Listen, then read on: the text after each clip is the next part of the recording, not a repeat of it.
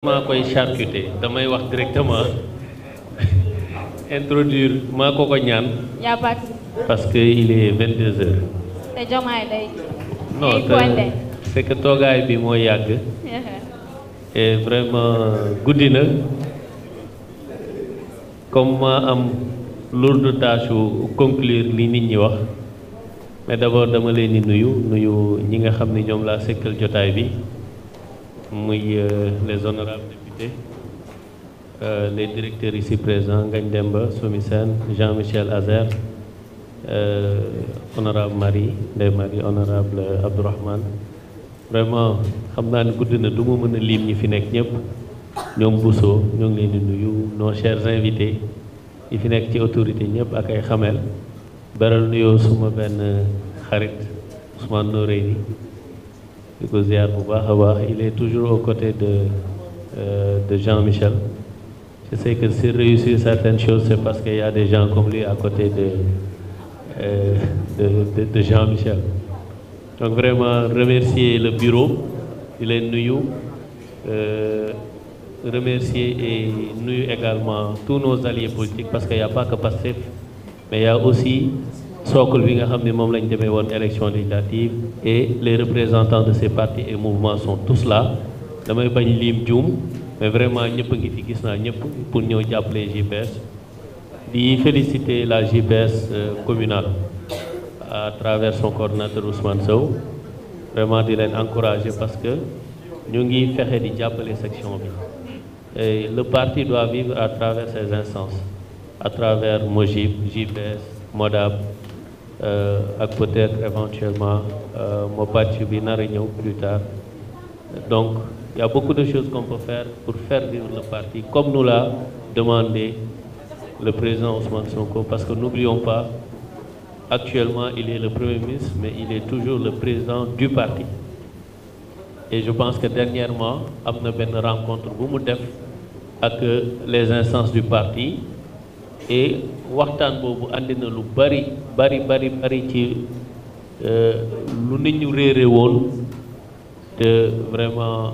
mu andi ko leeral ko ba pare soññaat nit ñi je fais une mention très honorable au directeur de la maison de la presse dama bëgg ngeen tàccul ma ko bu baax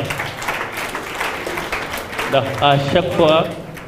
que ma woo ko ne ko dama soxla salle aussitôt mu jël toutes les diligences mais bii da cee raw parce que dafa jël alalam contribuer ci donc dama bëgg ngeen tàcc ma ko remercier ma ko bu baax a baax donc par ma voix monsieur le directeur toute la section communale de Pastef Médina mu ngi lay remercier je pense que thème bi am na solo boobu ba léegi liñ fi wax moom li fi génn ci xam-xam xam naa ne man maa jàngat mais ñett yi nekk ci thème bi leadership liberté responsabilité dama koy toftale ñett dama koy def vis-à-vis ak ñett baat ñett terme aussi à savoir quand on dit leadership moi je mets à côté le savoir et le savoir-faire et day dellu ci li Jean-Michel wax ce qui a permis Pastef de séduire beaucoup de Sénégalais ñoo xamante ni gisuñu woon seen bopp ci politique mooy cette capacité d'innovation qu'on n'a jamais vu dans un parti politique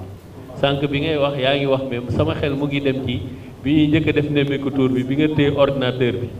ak la plateforme Kopar moom mii moo nekkoon ci ginnaaw loolu ñu bëri xamuñu kon mais tey moom ak ay équipe am ak jeune équipe bi muy wax ni tout à l'heure image boobu moo ñëwaat sama bopp parce que pendant qu'on faisait le plateau en direct moom mu ngi ak équipe am ñi nekk ñenn ñaa ngi France mais lui il était là yor ordinateur pour suivre les choses en même temps donc cette capacité d'innovation boobu muy wax moom il a été au cœur de ça donc suñu nee leadership man dama ciy toftal savoir parce que savoir moo ñu mën a permettre ñu développer ce génie politique là pour faire face à un système qui a été implanté mûri installé mûri pendant 60 ans ñu ñëw même pas 10 ans ñu balee ko donc leadership dafa ànd ak savoir boobu bi ci des cette liberté mooy démocratie bi ngañ doon wax te mu am ci parti bi parce que c'est un parti très singulier moo tax boo ci nekkul ci biir doo xam ñi ci biti en fait dañuy analyser avec les grilles d'analyse des partis politiques classiques moo tax tout le temps ñuy juum ñun foo nga nekk Pastef xam Pastef pour mën a juger Pastef parce que et c'est l'occasion vraiment de rendre hommage tous les militants et les militantes keroog le président Ousmane Sonko def na ko assemblée nee na leen suñu accès fii vraiment gàcce ngaalaama à tous ces patriotes yi nga xam ni xàmmee nañ leen dañ nekk ci parti bi mais comme j'ai l'habitude de le dire et je le disais dans l'opposition Pastef ce n'est pas ce que l'on voit c'est tout ce que l'on ne voit pas cette partie qu'on ne voit pas et qui a sous-tendu le parti politique donc ñooñu amuñu seen fay ñu ngi leen jaajëfal donc cette liberté là qui caractérise qui rend si singulier ce parti mooy moo andi démocratie bi am ci Pastef ba mu juddoo ba tey mosuma fee dégg primaire ci parti politique Pastef da koy def jàll ci leneen élection yi passé législative investiture il y avait un comité alors que antérieurement c'était le président de la République moo naan département sangam tegal leen ma diw local ñu ne nañ investir diw nañ c'est comme ça que ça se passait mais Pastef même dans le cadre de la coalition yi ñu mës a nekk gars yi dañ doon naan Pastef dañu métti ndax ñun on suivait les règles suñu ñëwee ñu débattre et c'est le président de la République actuelle moo doon porter cette mission là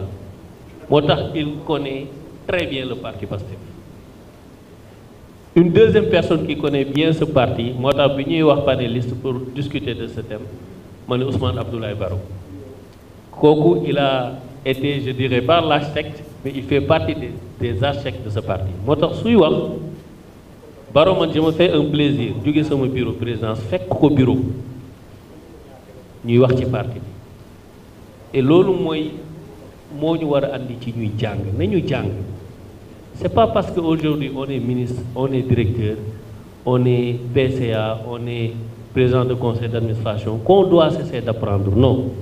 dañu war a jàng continuer ci jàng parti bi parce que parti bi dafa am histoire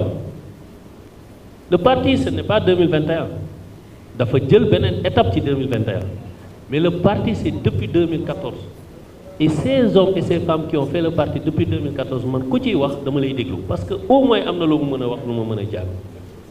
donc singularité Pastef mu jóge ci liberté bi am mais liberté boobu dama ci toftal action parce que waruñu yem ci liberté démocratie wax kese déedéet mooy war nañ ci toftal action par le verbe mais action par le matériel donc su ci toppul rek liberté bi mooy gën a néewal doole action te boobaa lan lay jur wax lay gën a jur ko jëf te baaxul ndax ñun xameewuñ ñu wax askan wi li tax mu naw ñu mooy dañu duy wax mais dañuy ànd ak ñoom ci jëf moo tax ñun xaaruñu ba ñëw au pouvoir implémenter ay vacances agricoles patriotiques xaaruñu ba ñëw au pouvoir soog a créer comment dire ay cours de vacances ak ay dons de sang loolu xaaruñu ba ñëw au pouvoir c'est-à-dire que liberté bi ñu mën a am jëlee ko ci leadership beeg savoir bi ñëw ci liberté dañ cee toftal action moo tax kenn daawuñu wax ni yéen da ngeen di wax rek parce que suñu waxee à travers cette dimension de liberté mais aussi dañ doon jëf donc moo tax liberté bi foog muy ànd ak jëf ji nag mooy gunge parti bi. Le troisième terme qui a été utilisé ci thème bi mooy responsabilité nag boobu la ñu moo ñu fekk ci étape bi mais responsabilité li ma ciy toftal mooy comportement parce que mënoo yor responsabilité bëgg a def comme si ku yor responsabilité damay dégg nit ñi di wax non naan nit ñi léegi nañoo embourgeoisir seen bopp ma ne leen non dafa am loo xamante ni foog ñu xàmmee ko itam dafa am ñaar dafa am état am parti moo ñu yóbbu ci état ci parti la ñuy sukkandiku encore pour mën a doxal suñu politique bii satisfaire sénégalais yi pour ñu mën nañu joxaat confiance mais dafa am nag loo xamante ni du parti politique mooy état mooy souvent li nit ñi di gis di ko wax man ni ma mën a comporter woo bi ma yoru responsabilité mais mënatuma comporter noonu bi ma yoree responsabilité cela ne veut pas dire que nag damay changer déedéet ngañ am na lu mu doon def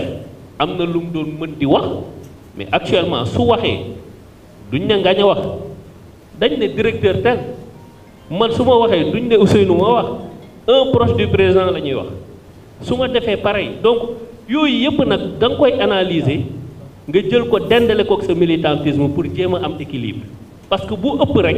du baax ndax bii bu ëppee di nga fàtte parti bi te parti bi waruñu ko fàtte ndax mooy suñu soog waruñu jeng tamit ci parti bu ñëpp parce que dinañ néewal doole beneen aspect boo xamante ni ñun moom la ñu Sénégal jox te mooy état donc il faut toujours qu'on essaie d'avoir cet équilibre là donc leadership savoir liberté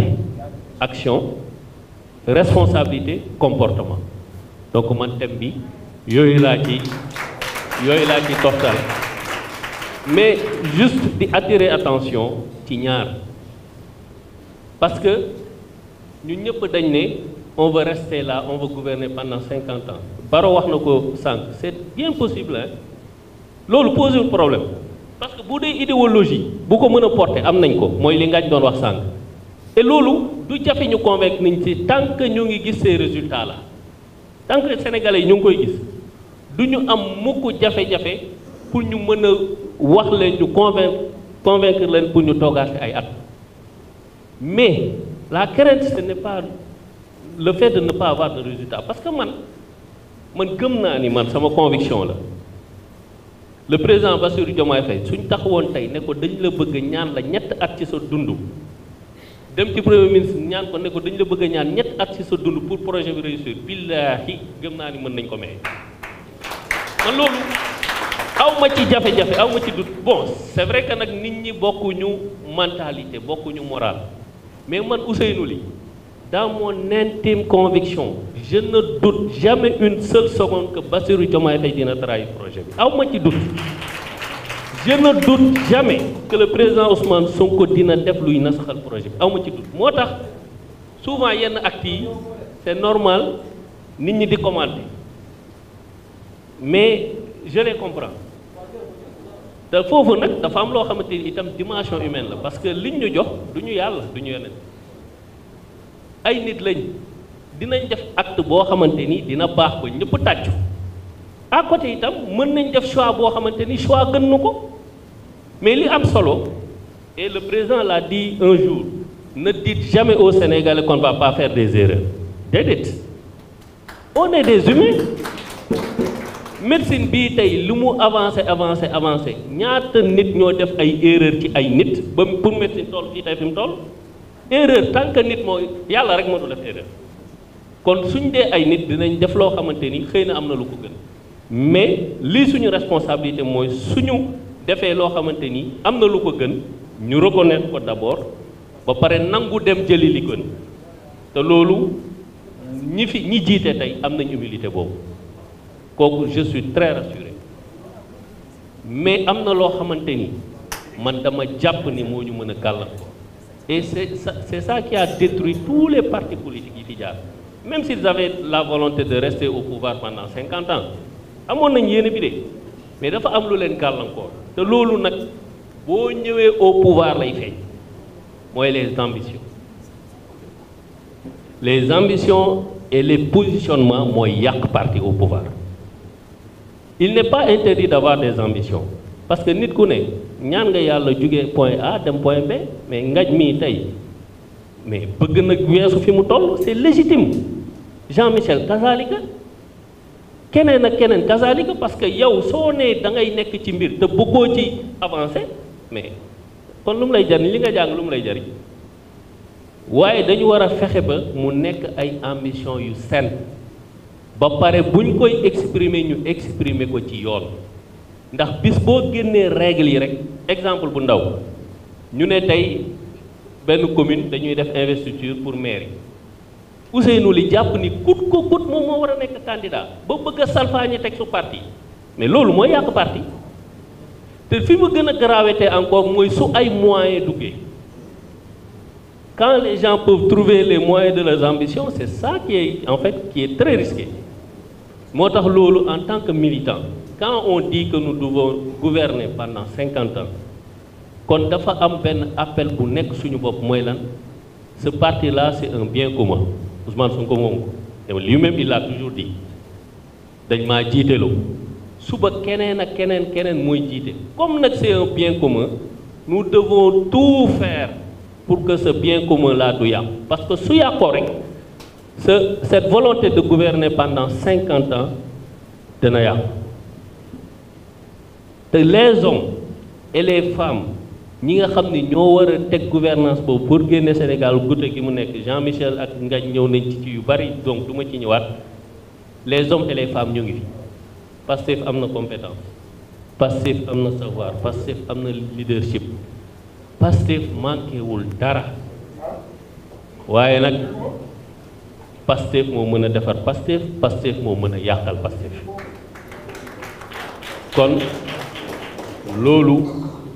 ñu bàyyi ko xel bu baax a baax, jàppale ndax bi ñu ñëwee ci pouvoir, et d'ailleurs c'était la suite logique te xam naa fa laay daanele, ñi doon ŋànk parti bi, le management du parti pratiquement ñoom ñoo retrouvé wu aux affaires ak ay sympathisants yuñ ci dolli wala ay sénégalais lambda am compétence ñu woo leen. li nga xam ni parce que le management là c'est des militants aussi.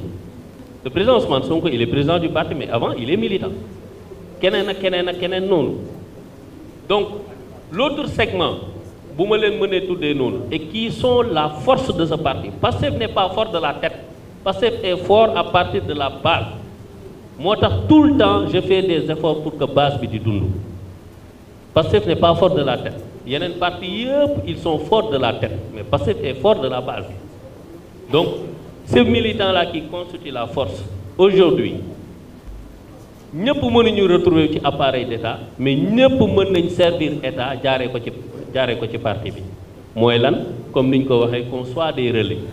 Les relais en fait en termes de verbe dans la communication, mais relais aussi en termes d'action, parce que liñ doon def ci jamono ju ñu nekkee opposition te amuñu woon koom gi, léegi am nga benn Ngagne mën na yëkkati benn 2 millions, Jean-Michel ñëw jox la 3 millions, Ousmane ne la am 1 million ngi nii. donc tiit du lu ñuy tëb ci keesu état de seen alal, donc ñu mën ko yëkkati segam ci opposition la jafe woon ci ñun, mais dañ ko doon réussir parce que dërëmu ak ñaar dërëmu kenn ku nekk ci ñun moo ko doon réaliser. kon tey loolu war na mën a continuer, mooy on n'essaie pas de se substituer à l'État à la base, mais on essaie d'accompagner l'État à la base.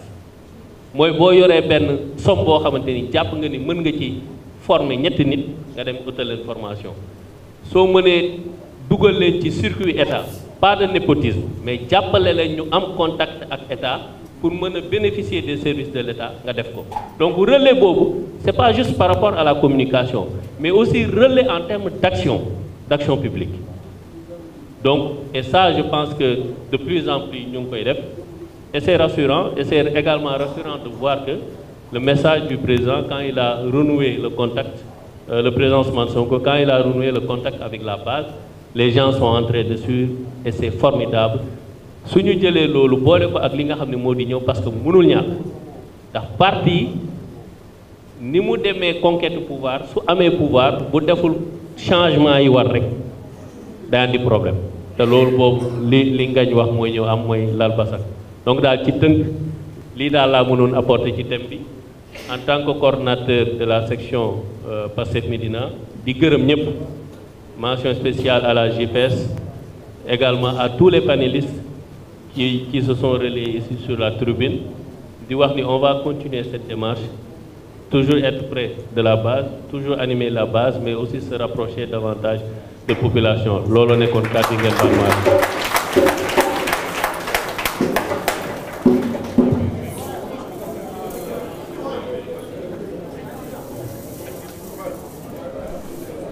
S'il vous plaît, Monsieur le ministre, lu mu wax am na solo, donc nous allons aller